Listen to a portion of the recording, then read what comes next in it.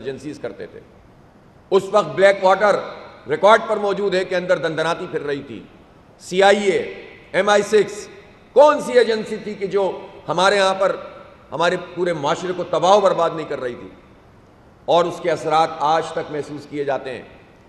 اس لیے ایک وسیع تر قومی مشاورت کے بغیر یہ مسئلہ حل نہیں ہوگا۔ بلوچستان کا مسئلہ ہو یا قبائل کا یا پورے خیبر پختونخوا کا یا پورے پاکستان کی سالمیت کا، اس پر مشاورت ہونی چاہیے۔ اس میں فوج بھی، اس میں قوم بھی، اس میں اپوزیشن بھی، اس میں حکومت بھی، اور سب سے زیادہ ذمہ داری یہ حکومت کی ہے کہ وہ سب لوگوں کو ایک پیش پر لانے کی کوشش کریں، بٹھائیں، اور یہ جو وقتی فائدے حاصل کرنے کے لیے تقسیم در تقسیم کا عمل ہے، اس کو ختم ہونا چاہیے۔ میں اس موقع پر یہ بھی مطالبہ کرتا ہوں کہ اس وقت پاکستان میں جو پیٹرولیم کی قیمت ہے، اس میں فوری طور پر 15 ستمبر کو تو کم از کم دو طرح سے کمی ہونی چاہیے۔ ایک تو جو کروڈ آئل کی قیمت عالمی مارکیٹ میں فی بیرل کم ہو رہی ہے، اور یہ 15-16% تقریباً کمی کی طرف گئی ہے پچھلے عرصے میں، تو وہ ریفلیکشن پاکستان کے پیٹرولیم کی قیمت میں نہیں آیا۔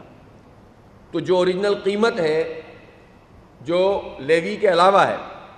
وہ کم از کم یہ 15 ستمبر کو 20 سے 25 روپے کم ہونی چاہیے۔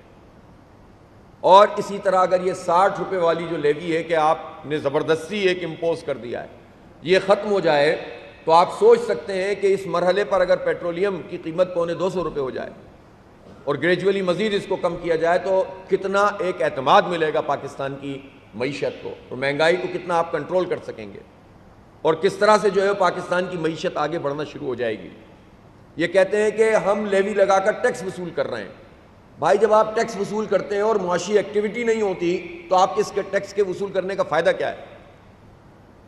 آپ اگر قیمت کم کریں گے تو خود بخود آپ کو ٹیکسز زیادہ ملنا شروع ہو جائیں گے، جو آپ کی جو اکنامک گروتھ ہے جب آگے بڑھنا شروع ہوگی۔ تو آپ وقتی فائدہ حاصل کرنے کے لیے معیشت کو تباہ کر رہے ہیں، اور کہتے یہ ہیں کہ چونکہ IMF کے اہداف پورے کرنے ہیں، یہ جو 2% سود مزید کم ہوا ہے، ٹھیک ہے، ہم اس کا خیر مقدم کرتے ہیں، لیکن یہ 2% کیوں ہے؟ یہ اس وقت بھی پاکستان کی معیشت میں، اول تو سود کو ہونا ہی نہیں چاہیے، لیکن اس وقت بھی پاکستان کی معیشت میں اس کی گنجائش موجود ہے کہ آپ 10% پہ فوری طور پر لا سکتے ہیں، 2-3 مہینے میں یہ کام کر سکتے ہیں، اور یہ 10% پہ آ جائے، آپ کے 4-5 ہزار ارب روپے گورنمنٹ کے بچ جائیں گے، اور اس لیے بچ جائیں گے کہ آپ کا جو اندرونی قرضہ ہے وہ 43-44 ہزار ارب روپے کا ہے، اور اس اندرونی قرضے کا سود ہی 8.5 ہزار ارب روپے جو اس بجٹ میں آپ کو دینا ہے۔ اگر آپ یہ انٹرسٹ ریٹ کم کر دیتے ہیں تو خود بخود 4 ہزار ارب روپے بچیں گے، اور 4 ہزار ارب روپے بچنے کا مطلب ہے کہ آپ بجلی کی قیمت اس کی لاگت کے مطابق کر سکتے ہیں، اور جو ہمارا جنرل مطالبہ ہے۔ تو ایک قدم سے آپ کہتے ہیں پھر کیا بینک کیا کریں گے؟ تو بینکوں نے تو جتنی لوٹ مار کرنی تھی کر لی آپ کے ساتھ مل کر، حکومت کے ساتھ مل کر اس وقت جو لوٹ مار پاکستان کے بینک کر رہے ہیں وہ تباہی ہے، اور پاکستان کی معیشت تباہ ہو رہی ہے، تاجر پریشان، صنعت کار پریشان،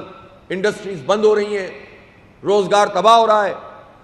اور عیاشی کون کر رہے ہیں؟ بینک کے مالکان۔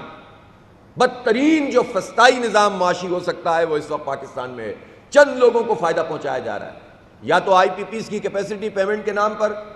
ان لوگوں کو فائدہ پہنچایا جا رہا ہے، یا بینکوں کو فائدہ پہنچایا جا رہا ہے، اور یہ ایک ملی بھگت ہے، ایک پورا نیکسس، ایک شیطانی قسم کا اتحاد ہے جس نے پاکستان کی معیشت کو چند لوگ کھا رہے ہیں،